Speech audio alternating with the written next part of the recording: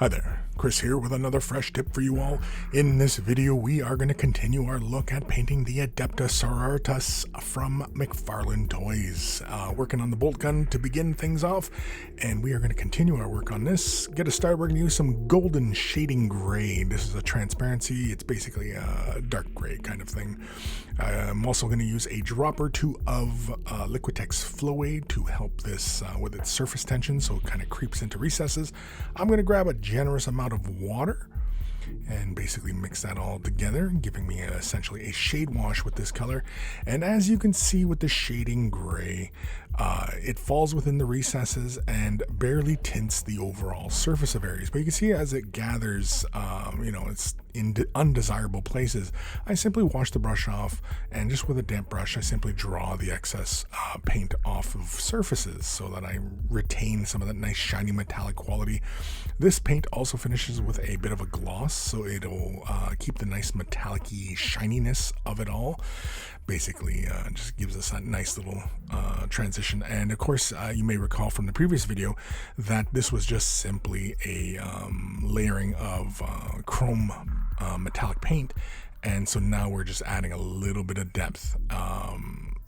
Realistically, it's just, it's treating it basically like we had done if we had done this as a miniature, and we're employing basically the same techniques or similar techniques, not exactly the same, because really we're not pushing highlights and shadows as far as we normally would on models. Really very subtle, especially when you're starting to up the scale on things. You don't really need to push contrast too far. So once we have the entirety of the model shade washed in this fashion, we can be a little bit more deliberate. So we're going to come back into the shading gray. We're going to slap a drop onto our palette, essentially. And with this, no dilution, like next to no moisture in the brush.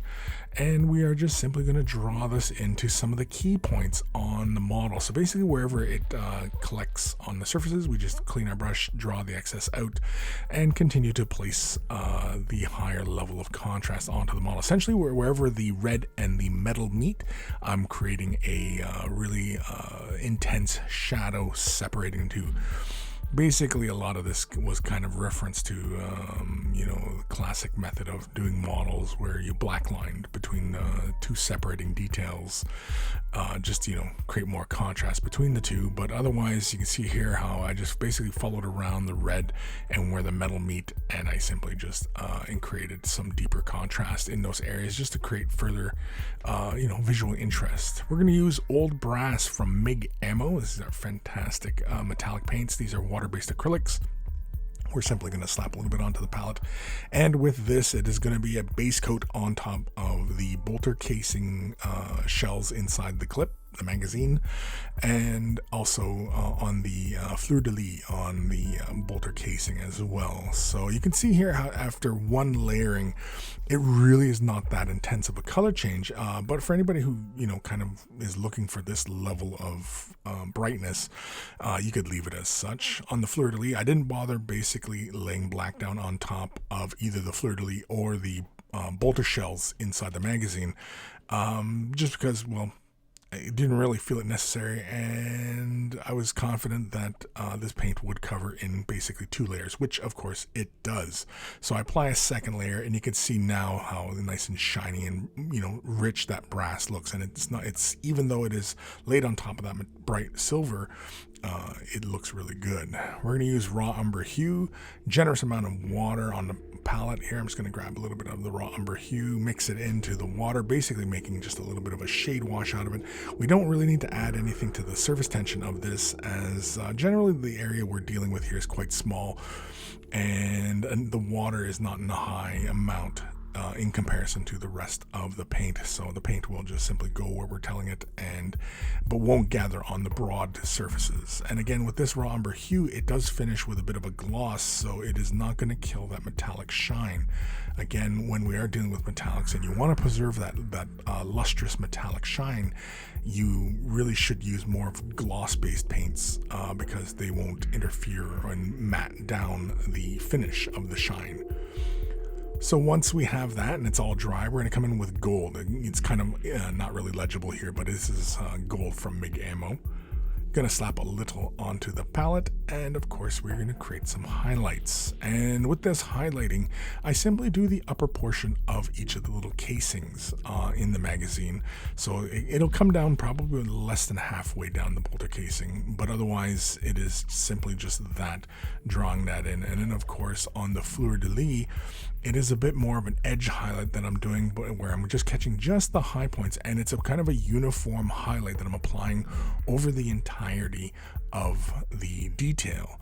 I had considered, getting fancy and doing some, reflected light sourcing, just kind of like a true non-metallic metal on top of a metallic. I had considered that, but I decided against it because, again, with this scale, it's often better to let the ambient light play with it. And of course, because these figures are so darn big, that you're better off kind of just going for broad color rather than creating really contrasty type of looks, as it does throw the scale off.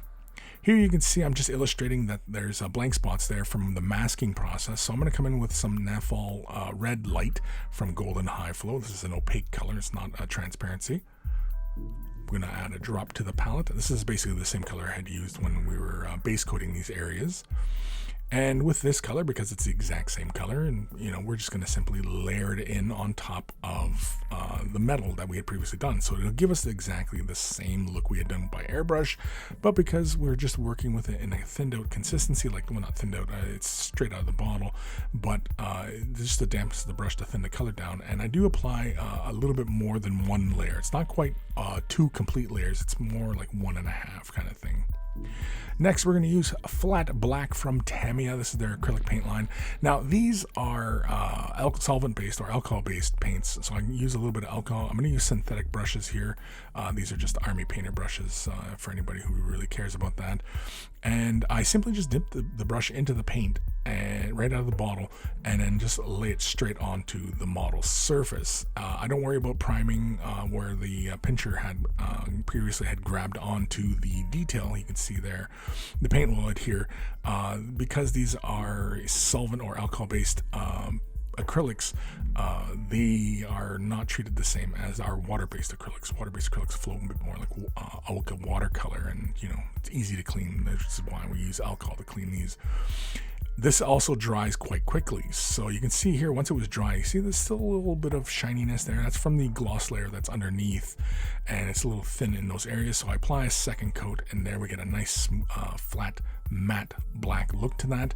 And that is essentially it. This is all I'm really going to do to the bolt gun. I had considered adding shadows and highlights to the weathering on the bolter casing, but I felt that no, it looks fine as is. I don't know. As we get further along, I may come back and add a little more attention to those kinds of details, but otherwise I'm fine with all that. We can move on to other details on this figure.